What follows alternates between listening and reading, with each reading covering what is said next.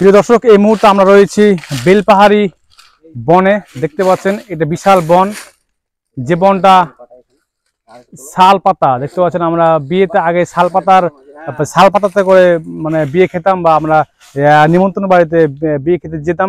কালের নিয়মে সেই শাল পাতা আর নাই, বিলুপ্ত হয়ে গেছে। সেই শাল পাতা দেখতে পাচ্ছেন একেবারে পুরো বন ঘিরে রয়েছে, যা বাংলার সীমান্ত রয়েছে ঝাড়খণ্ডের সীমান্তে ঝাড়গ্রামে।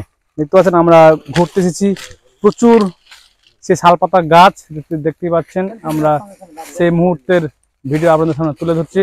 আমরা এই মুহূর্তটা কেমন ভাবে উপভোগ করছি আমরা জেনে নেবো মাহফুজ মাসুমের কাছ থেকে। আজকের অভিজ্ঞতা কেমন বলো? হ্যাঁ, সত্যি কথা বলতে কি আজকের অভিজ্ঞতা ভাষায় বর্ণনা করার মতো নয়, একেবারে বর্ণনাতীত এখানকার সৌন্দর্য এবং প্রাকৃতিক সৌন্দর্যে মোড়ানো একেবারে ঝাড়গ্রাম এলাকা। আমরা মুর্শিদাবাদ থেকে এসেছি, এই ধরনের জঙ্গল আমরা কিন্তু ইতিপূর্বে দেখিনি। তো আমাদের কাছে একটা নতুন অভিজ্ঞতা। ঝাড়গ্রামের এই গ্রীষ্মের দাবদাহ এসেও একটা ঠান্ডার পরশ কিন্তু এখানে পরতে পরতে আমরা লক্ষ্য করছি। পাশাপাশি এখানকার মানুষ একদম অতিথি পরায়ণ। যিনি আমাদের সাথে এসেছেন গাড়ি চালক, তিনিও অত্যন্ত ভালোভাবে গাইড করছেন এবং বিভিন্ন এলাকা বুঝিয়ে বুঝিয়ে ঘোরাচ্ছেন। আমাদের একটা ছিল, আগ্রহ ছিল যে এখানকার হাতি দেখার, কিন্তু এখনো পর্যন্ত কোনো হাতি আমরা দেখতে পাইনি। যদিও তাদের যে বক্তব্য এলাকার যারা স্থানীয় আছেন তারা বলছেন যে শীতের সময় সাধারণত হাতিগুলো বাইরে বের হয়, তাছাড়া গ্রীষ্মকালে সেভাবে বের হয় না। তো দেখা যাক, আমরা যদি হাতি দেখতে পাই তাহলে আমাদের এই ভ্রমণ একেবারে শোনাই। মুখে যা বলছি হাতি দেখলে পরে খুব ভালো হয়, কিন্তু হাতি দেখার পরে যে আমাদের ভিতরে কেমন কতটা ভয় করবে সেটা অবশ্যই একটা আলাদা দেখতে পাই একটা অনুভূতি অবশ্যই কাজ করবে, কারণ আমরা ইতিপূর্বে এত বড় ধরনের পশু আমরা দেখিনি। তাই হাতির যে একটা দানবীয় রূপ আছে, সেই দানবীয় রূপ যদি আমাদের সামনে চলে আসে তাহলে আমাদের মতো একজন নগণ্য মানুষ যারা মুর্শিদাবাদ থেকে এই ভ্রমণের উদ্দেশ্যে এসেছি, তাহলে হয়তো আমাদের এই হাতির সামনে যদি আমরা পড়ে যাই দানবীয় রূপের, তাহলে আমাদের এখানে ভ্রমণ শেষ। এই যে ছোটবেলায় আমরা কোনো বিয়ে বাড়ি বা নিমন্ত্রণ খেতে গেলে এই শাল পাতাতে করে খেতে দিত।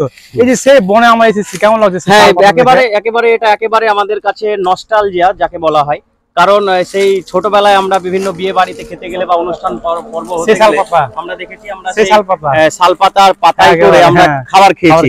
তো সেখানে একটা প্রাকৃতিক একটা ছোঁয়া ছিল, একটা স্নেহের পরশ ছিল, কারণ এখানকার যারা মানুষজন এখানকার শাল পাতাগুলো তৈরি করতেন অত্যন্ত আদর করে, অত্যন্ত স্নেহ দিয়ে কিন্তু এই শাল পাতাগুলো তৈরি করতেন। তো সেই ক্ষেত্রে আমরা সেই নস্টালজিয়াটা মিস করছি। বর্তমানে মেশিনে তৈরি যে থালাগুলো এসেছে সেখানে কিন্তু মমতার কোনো ছোঁয়া নেই, এই শাল পাতায় কিন্তু একটা আলাদা মমত্বের ছোঁয়া ছিল।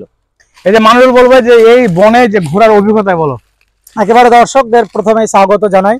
আমরা এই মুহূর্তে রয়েছি বাংলা এবং ঝাড়খণ্ড বর্ডারের সীমান্তে, আর কিছুটা বলা যায় এটা ঝাড়খণ্ড বাংলার বর্ডার। এই বর্ডারে এসেছি এক সময় এই শালবন থেকে এই এলাকার মানুষজন তারা জীবিকা নির্বাহ করতো, তাদের জীবন যাপনের ক্ষেত্রে একমাত্র চাবিকাঠি ছিল। কিন্তু কালের নিয়ম পরিবর্তন হয়েছে, আধুনিক যুগ এসেছে, ডিজিটাল যুগ এসেছে।